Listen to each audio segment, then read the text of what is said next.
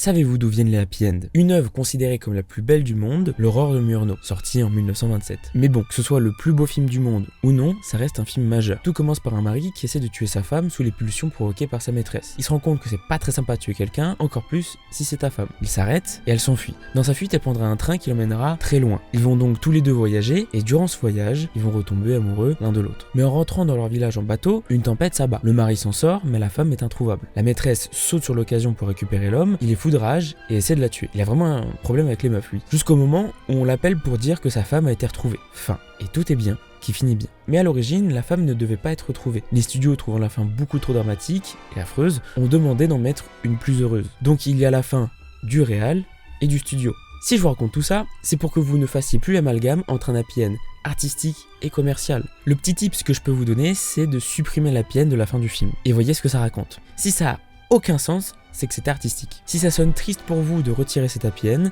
c'est peut-être qu'elle a été pensée pour que vous ne soyez pas fâché contre le film, plutôt que pour vous raconter une histoire.